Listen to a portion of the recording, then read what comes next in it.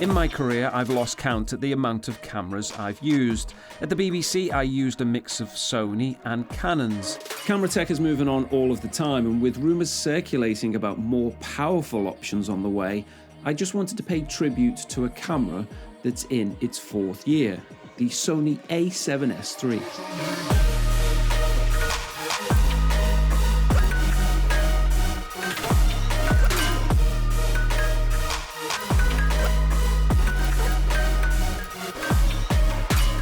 My first camera was back in the days of VHS tape in 1991. The camera we had in the house was the Panasonic M10. It was released in the late 80s and at the time had great picture quality. Now, with the release of 8K cameras on the open market, we're seeing boundaries being pushed all of the time. But a camera I will always have a soft spot for is the Sony A7s III. I still remember pre-ordering the camera midway through Sony's presentation back in 2020. How I was going to pay for this camera was a secondary thought. I just had to own it. The image quality has always been top-notch, and low light ability from Sony sensors has always been great. But once I knew this camera had the ability to shoot 4K up to 120 frames a second, I just had to pre-order. However, despite this feature, it's not something that has taken off in the television industry. Here in the UK, traditional linear television still broadcasts in 1080 interlaced or 1080 25p. I do shoots for the BBC a lot, and the nature of the format means shooting in 4K isn't commonplace. And to be honest, until streaming options increase across the board, 1080 HD is where we'll be for some years. It's just more cost effective.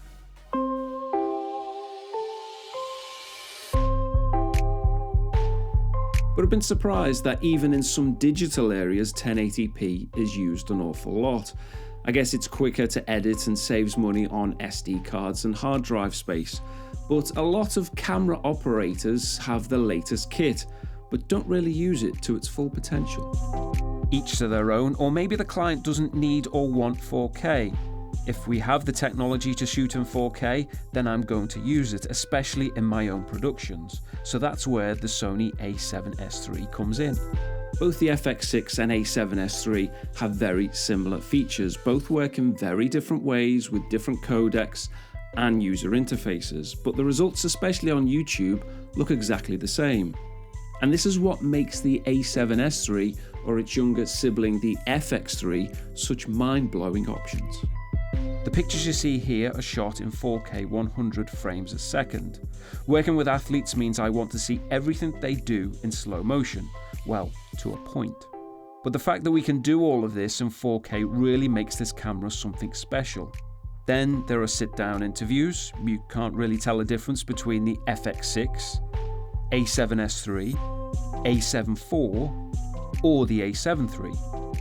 A few tweaks here with the colours and they all match up quite well, so the technology proves that no matter what, you have a lot of choices. I was always, and I still am, a big fan of Sony's S-Cinetone. Straight out of the camera, you have a ready-made image which likens it to cinema colours. Now, when it was in the FX6, I just had to have it for the A7s III as well. But recently, I've opted to use S-Log as I want the image to pop a little more.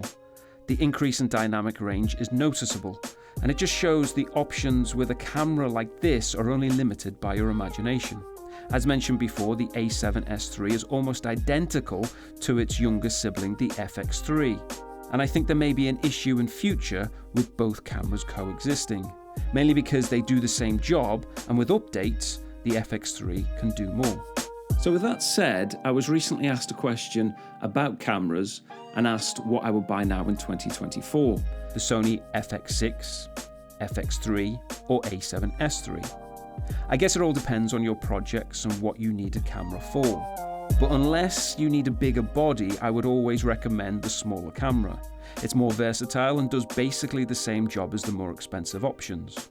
But it just shows how great the technology is now, and it really is time we all embraced it. So to round off, I still have so much love for the Sony A7s III. Yes, there are other options out there, but they still produce similar results.